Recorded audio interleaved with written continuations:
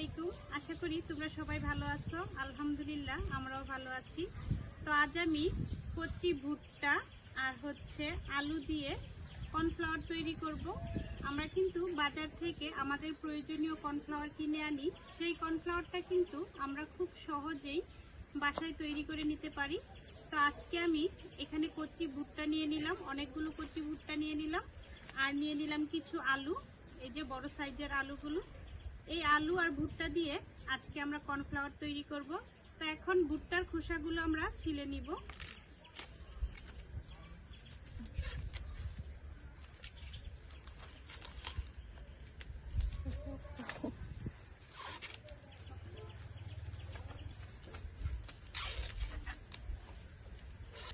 Cornflour তৈরি করার জন্য কিন্তু এরকম কচি ভুট্টা বেশি ভালো, কারণ এই ভুট্টার ভিতরে যে সাদা দুধের মতো থাকে সেটা দিয়েই কর্নফ্লাওয়ার তৈরি করা হয়। শুকনো ভুট্টা দিয়েও করা যায়, তবে কচি ভুট্টা দিয়ে করতে পারলে বেশি ভালো হয়। তো এই যে দেখো, এই ভুট্টাটা অনেকটাই শক্ত হয়ে গেছে, তবে একদম পরিপুষ্ট হয়নি। আর এই ভুট্টাগুলো এখনো অনেক কচি। এই যে দেখো, একদম কচি, হাতে চাপ দিলে ভেঙে যায়। আমরা সাধারণত মুচমুচে খাবার তৈরির জন্য কর্নফ্লাওয়ার ব্যবহার করি, আর বাজার থেকে কিনে আনা কর্নফ্লাওয়ারে অনেক ভেজাল থাকতে পারে। শুধু কর্নফ্লাওয়ার না, বর্তমানে বাজারে কোনো জিনিসই ভেজাল মুক্ত পাওয়া যায় না, কোনো না কোনো ভেজাল থাকেই। আর যদি আমরা সেই জিনিসগুলো খুব সহজে বাড়িতে তৈরি করে নিতে পারি তাহলে তো অনেক ভালো।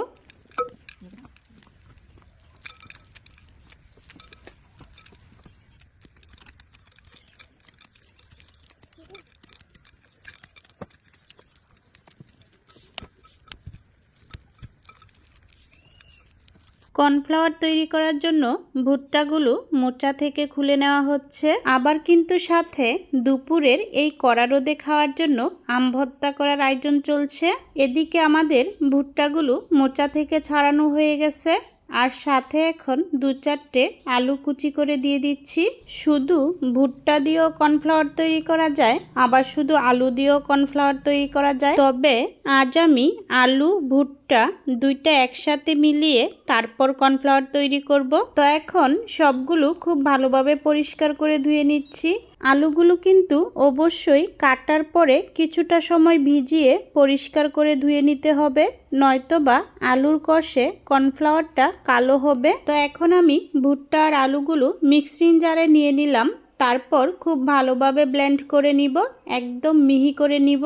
তোমরা কিন্তু অনেকে আমাকে অনেক ভিডিওতে জিজ্ঞেস করেছ, আপু তোমার কি ব্লেন্ডার নেই, তুমি কেন সব রান্নায় হাতে শিলপাটায় মশলা বাটো? তো তাদেরকে বলছি আমার ব্লেন্ডার আছে, কিন্তু আমি যেহেতু গ্রামীণ রান্নাবান্নার ভিডিও আপলোড করি তাই চেষ্টা করি সবকিছু গ্রামীণভাবে দেখানোর জন্য। এদিকে আবার ভুট্টা আর আলুগুলো মিহি করে তারপর কিছুটা পানির সাথে মিশিয়ে এখন ছাঁকনি দিয়ে ছেঁকে নিয়েছি। এখন আবারও দ্বিতীয়বার সেই পানিটা ছাঁকনি দিয়ে ছেঁকে নেব। এখন আবার একটা ভালো পাতলা কাপড় নিয়ে নিলাম, তারপর পরিষ্কার করে ধুয়ে কাপড় দিয়ে সেই পানিটা আবারও আস্তে আস্তে করে ছেঁকে নিতে হবে। ছাঁকনি দিয়ে যত সহজে ছেঁকে নিয়েছি, কাপড় দিয়ে কিন্তু ততটা সহজে ছাঁকা যাবে না। কাপড় দিয়ে আস্তে আস্তে করে হাত দিয়ে চেপে চেপে রসটা বের করে নিতে হবে। ছাকার পরে দেখো আরও কিছু দানা দানা ছাবা বেরিয়েছে। এগুলো কিন্তু ফেলে না দিয়ে এটার সাথে অল্প কিছু চালের গুঁড়া বা আটা ময়দা মিশিয়ে চাপটি তৈরি করে নিতে পারো, কারণ এগুলোর মধ্যে অনেক পুষ্টিগুণ রয়েছে।